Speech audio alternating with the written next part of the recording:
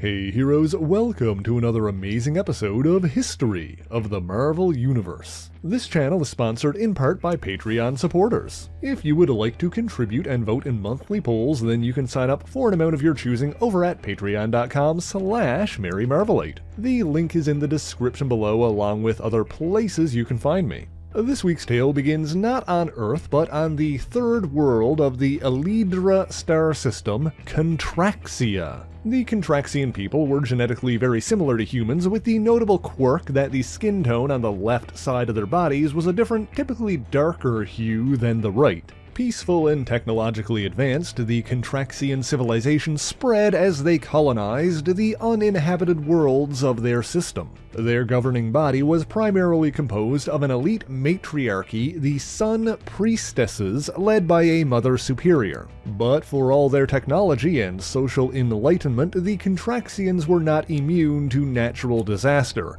and one day they learned that their sun was dying. As temperatures dropped, the outermost worlds of the Elydra system were abandoned. With 17 billion Contraxians concentrating on a handful of planets, the innermost worlds quickly suffered from overpopulation, especially Contraxia itself. While most trusted the Sun Priestesses to save them, a military commander named Varga put forth a solution of his own. He proposed that they set out into the universe and find other habitable worlds where their people could thrive. While this was a reasonable plan, it soon became clear that any world capable of sustaining their people was already inhabited, and so the priestesses and the population generally agreed that they would not destroy or displace another race to save their own. Instead, they dispatched scientists, sending them to every corner of the galaxy in search of a way of restoring their sun. One such matriarchy scientist was a woman named Maria, who traveled to the planet Earth. Under the name Marie Giffen, she posed as a graduate student in biophysics at Connecticut College. This was largely so she could spy on the wealthy inventor Philip Hart and his remarkable energy research, but over time the two grew close, eventually getting married. Maria revealed her true nature to Philip, and while she aided him with his experiments, he funded her research. And through genetic manipulation, the two had a son, Jonathan Hart, or Jack, who grew up in New Haven, Connecticut, unaware of his alien heritage. However, the two parents soon concluded that Jack's hybrid physiology would eventually become unstable, and began working on a solution. The couple grew increasingly reclusive as they dedicated themselves to their research, but then Maria was the victim of a terrible car accident that claimed her life. Upon learning of this, the Contraxians sent another of their people, a woman named Kane, to observe the Hart family. Over the following years, Philip spent much of his time alone in his private lab, occasionally emerging to indulge his love of playing cards by gambling at casinos. Jack, meanwhile, attended the University of New Haven, where he was well regarded for his poetic writing. One person he initially failed to endear himself to was the serious-minded physics major Marcy Kane. For a while she avoided him, but Jack could not stop thinking about her, finding himself unable to write about anyone else. He eventually convinced her to read one of his poems, and she began to warm up to him. However, their budding relationship was interrupted when Philip Hart called his son back home to discuss an incredible breakthrough. Based on the work that he and his wife had done, he developed a substance he dubbed Zero Fluid, which he claimed was a revolutionary new fuel. It seems, however, this substance was actually developed as a dampening agent designed to control Jack's cellular activity. Regardless, it became known that the Zero Fluid was an incredibly efficient source of clean energy, and Philip planned on freely sharing the benefits of his discovery with the world at large. This caught the attention of a criminal organization known simply as the Corporation. They sent their agent, Simon Maris, to obtain the Zero Fluid, but Philip Hart staunchly refused to do business with them. And so the corporation's hitmen murdered Philip Hart right in front of Jack, fully intending on killing him next. Jack fled, locking himself in his father's lab alongside the vat of experimental Zero fluid. The vat was struck by a laser beam that the corporation assassins used to break in, causing it to explode, dousing Jack in the erupting chemicals. This unique combination of circumstances, including his half-alien heritage, converted Jack's body into a living reactor that endlessly produced a nearly limitless supply of power dubbed Zero Energy. The first thing he did with his powerful new abilities was kill Simon Maris and the other corporation agents who'd murdered his father. His transformation also burned the left side of his body, causing his physical Contraxian traits to manifest. He returned to his father's corpse, finding it covered in the cards that Philip played with so often, one of which was the Jack of Hearts, and as Jack picked it up, he realized that he was still glowing, unable to stop. He assembled a makeshift suit of armor from pieces of his father's collection that seemed to contain his barely controllable energies, possibly due to modifications that Philip had made to them himself. Calling himself the Jack of Hearts, he swore revenge on the corporation itself and sought to destroy them. Based on something he'd heard Maris say, Jack believed that a man known as the White Tiger was the one who'd ordered his father's death. As such, he attacked the masked vigilante who used that name, Hector Ayala, demonstrating his ability to fire beams of force from his hands. That battle ended when both men fell from the rooftop they were fighting on, leaving Jack injured. Hector brought Jack to the hospital and even defended him from more of the corporation's hitmen. When Jack awakened, he continued his investigation, leading him to a Chilean freighter called El Tigre. It was there that he confronted the man who'd actually ordered his father's death, the White Tiger's brother, Filippo Ayala. Other heroes were also tracking the corporation at the time, and so as a fight broke out on the freighter, Iron Fist, Shang-Chi, and the White Tiger joined the fray alongside Jack of Hearts. You see, the corporation was seeking an alliance with the vast criminal organization belonging to Shang-Chi's father, Zheng Zhu, known at the time by the infamous alias Fu Manchu. However, Zheng Zhu refused, Filippo's forces were defeated by the heroes, and the corporation leaders who'd gathered on the freighter chose to take their own lives. Utterly defeated, Filippo used a bomb strapped to his chest to destroy the ship and himself along with it while the heroes escaped. With the corporation in shambles and the men directly responsible for his father's demise dead, Jack decided to continue using his abilities to operate as the superhero Jack of Hearts. He witnessed a battle between the Incredible Hulk and the Quintronic Man, a mechanized armor that required 5 human operators. After the Hulk utterly destroyed that machine, Jack helped the authorities recover their pilots from the wreckage. He decided to tackle the Green Goliath himself, but soon found himself overpowered. Funnily enough, that battle also ended with a ship exploding after the 2 superhumans crashed into it, causing Jack to mistakenly believe that his foe had been vanquished. After that, he learned that there was trouble at a factory belonging to Tony Stark, a trustee of his father's estate. He went there to investigate, and in true superhero fashion, a misunderstanding led to a battle with Iron Man, whose secret identity was not widely known at the time. Jack ultimately joined forces with Iron Man and his allies to combat the real threat to Stark's company, the criminal billionaire Mordecai Midas. After that battle, and an encounter with one of Kang the Conqueror's Growing Man robots, Iron Man agreed to mentor Jack in superheroics. During this time, Jack used his abilities to power a scanalyzer device developed by Stark. With his body still mutating, this caused him to develop the ability to mentally process information even faster than Stark's computers. Following this, Iron Man and Jack of Hearts clashed with a trio of Russian super agents. They were transported into space, where they encountered a race of alien colonizers from the Rigel system, and were drawn into a conflict between the Rigelians and the High Evolutionaries Knights of Wundagore. After returning to Earth in the wake of that adventure, Jack decided to part ways with Iron Man so that he could put his father's estate back into order.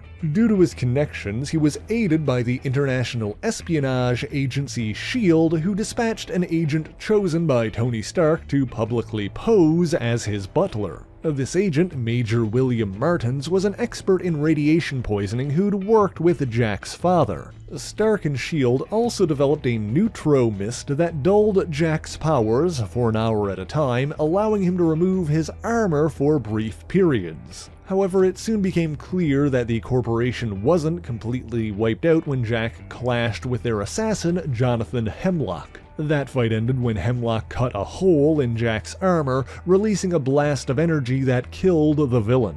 After that, Jack was briefly allied with the Defenders when an unauthorized recruitment drive brought a number of heroes to their doorstep. He also clashed with the criminal roboticist, the Machine Smith, while he was briefly employed by the corporation. Jack was forced to battle Ben Grimm of the Fantastic Four, mistakenly believing him to be a robot duplicate, but the two ultimately joined forces. The Machine Smith was defeated and revealed as a robot himself, but he escaped by simply transferring his mind into another body. During all of this, Jack of Hearts continued his S.H.I.E.L.D. training, but grew increasingly frustrated with their constant supervision. He also met the hero Quasar when his powers were being tested at the Energy Research Center Project Pegasus. While there, he battled the Galadorian Space Knight, Rom, who seemingly attacked the facility. In truth, Rom was there to eliminate members of the shape-shifting race, the Dire Wraiths, who had infiltrated the Earth. Jack demonstrated his level of power when he left scorch marks on Rom's metal armor,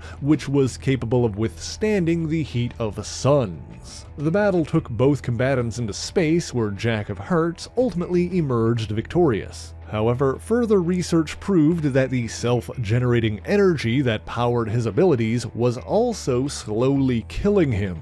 Jack was confined to the Hart mansion, where S.H.I.E.L.D. used the neutro mist to keep his power level in check. Growing depressed and restless, he made an unauthorized escape, blasting past his S.H.I.E.L.D. guards. Disguising the blackened side of his face with makeup, he sought out his old college flame, Marcy Kane, tracking her to Empire State University in New York. However, he was followed by S.H.I.E.L.D., who dispatched their armored soldiers to apprehend him. The ensuing conflict also drew the attention of the Amazing Spider-Man, who was secretly ESU student Peter Parker. He initially attacked the armored intruders before realizing that they were government agents. Ultimately, Jack decided to surrender rather than risk taking innocent lives with him when he inevitably exploded. Having graduated from ESU with a major in biophysics, Marcy Kane decided to join S.H.I.E.L.D.'s efforts to help Jack.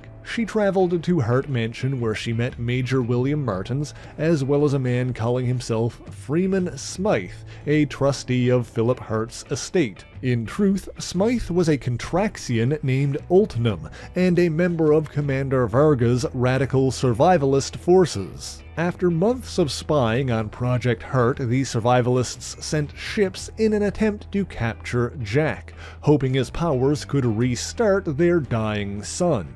Not understanding the situation, Jack escaped with Marcy Kane, who finally revealed to him the truth. That she too was a Contraxian, specifically the one who had been sent to Earth following his mother's death, Kana. She explained the history of their people, including how their home planet was doomed to an eternal winter until its eventual demise. And so Jack joined her back to Contraxia, hoping to use his powers to reignite their sun. The Sun Priestesses realized that this could very well cost him his life, and thus would not force him to do so. But having finally connected with his ancestors, Jack was willing to take that risk, even as Kana tried to dissuade him.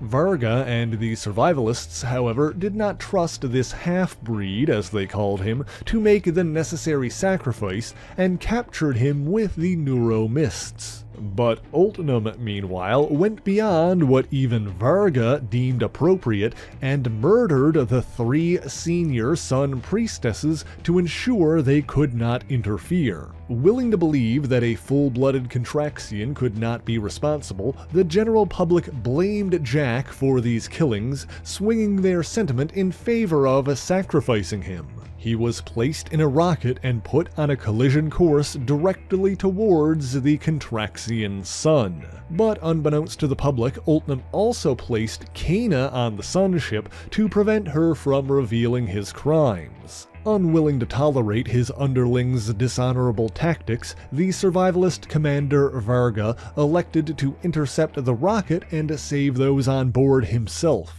Ultnum attempted to kill him as well, but Varga succeeded in rescuing Kana before succumbing to his injuries. Jack, however, decided to remain on the sun ship with Varga and complete his mission. Kana touched down on her home planet again just in time to see the sun reignited and warmth begin to return. Jack fully expected to die, but emerged from the sun more powerful than ever.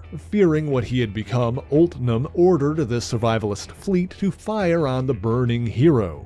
Jack did not intentionally strike back against them, but Ultnum and his loyalists were burned away by the uncontrollable heat. Jack attempted to return to Contraxia, but soon found that his very presence was causing widespread upheaval. And so he stayed just long enough to bid farewell to Marcy Kane before returning to the stars, where he would wait for his inevitable end.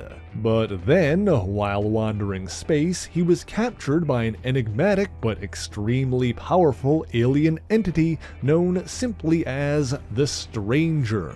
Jack was trapped on the Stranger's world for an unspecified amount of time before participating in a mass breakout. Finding a number of fellow Earthborn captives, Jack decided to bring them back home, expending much of his excess energy on the journey. However, the hero Quasar was on the lookout for a cosmic threat and stopped Jack before he reached the atmosphere, leading to a brief conflict. Furthermore, 2 of Jack's traveling companions, Presence and Starlight, were tricked into believing that their captor was Quasar's master, Eon. They insisted that Jack of Hearts kill Quasar and turned on him when he refused, damaging his armor. Quasar escaped and safely brought the other former captives down to the planet's surface, while Jack was recovered by the telepathic Moon Dragon, who reconstructed his armor. However, she also mentally enslaved him, using him in her feud over Quasar's affection with the woman known simply as Her.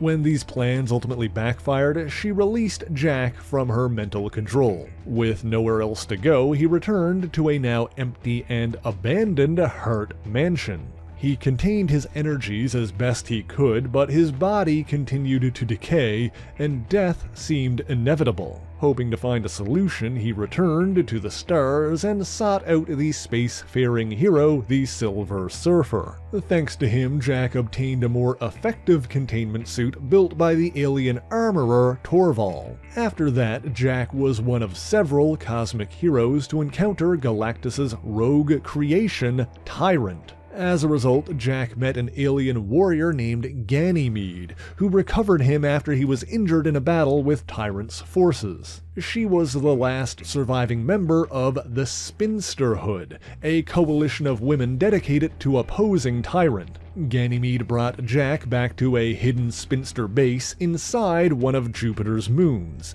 and nursed him back to health. The two quickly grew close, but despite a mutual attraction, Ganymede's religious vows prevented her from starting a serious relationship while Tyrant was still alive. Nonetheless, the two traveled together for a time, fighting both against and alongside the likes of Thanos and Terrax in their ongoing conflict with Tyrant. However, this came to an end after the enigmatic alien Jakar resurrected the deceased spinster Persephone. With her sister disapproving of this budding romance, Ganye decided to leave Jack to stay with Persephone, rededicating herself to her order. Alone again, Jack later came upon a Rigelian outpost being attacked by servants of a powerful extra-dimensional race called the Infinites. His containment armor was severely damaged, but he was found by Quasar, who placed him in a quantum tube. Having already studied Jack and his previous armor, Moondragon was able to reconstruct a modified version of his original suit once again. Jack then helped Moondragon, Quasar, and other Avengers save the galaxy from the Infinite Plot. After that victory, Jack returned to Earth for the first time in years and stayed with the Avengers. After aiding the team in several more battles, he was awarded with full membership on their active roster. But as his energies continued to build, he began to lose control once again, his energy bursts even able to destroy his own containment suits. To counter this, Tony Stark and Hank Pym built a radiation-leaching Zero Room to siphon off his excess Zero energy. However, Jack would need to spend 10 long, painful hours in this barren room every day, not even needing to sleep. Furthermore, as his energy levels grew, so too did the length of his treatments, increasing from 10 to 14 hours per day. This left Jack constantly irritable, often butting heads with his teammate Scott Lang, the second Ant-Man. Despite these treatments and newly designed armored suits, he was still unable to fully contain his energy's radiation. As a result, another Avenger, She-Hulk, was inadvertently mutated into a more savage form.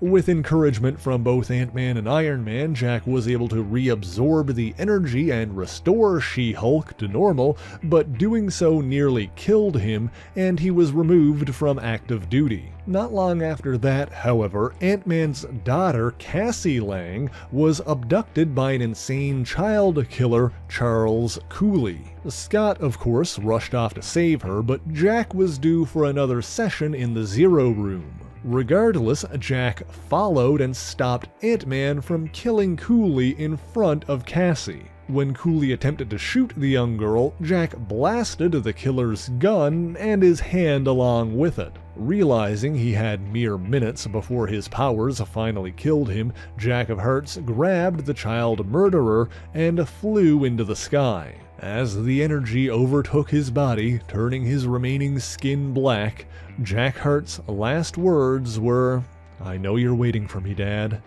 Get ready to deal me in."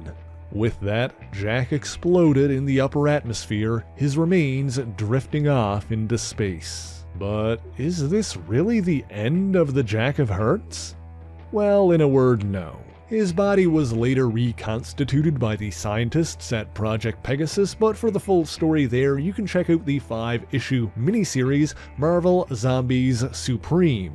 After that, Jack made his long-awaited return in the pages of 2022's She-Hulk series and was also involved in the Fantastic Four event, The Reckoning War. But I'll leave you to explore those tales for yourself. In the meantime, thank you all so much for watching this video. If you did enjoy it, be sure to leave a like, subscribe to the channel, and share it on your favorite social media. As always, the issues referenced in this video are listed in the description below if you would like to read them for yourself, as well as links to other places you can find me, including my Patreon page where, for only $1 a month, you can get your name in these special thanks here, and vote in monthly polls that help decide what topics get covered on the channel. But that is indeed all I have for you this week, and so until next time, true believers, Excelsior!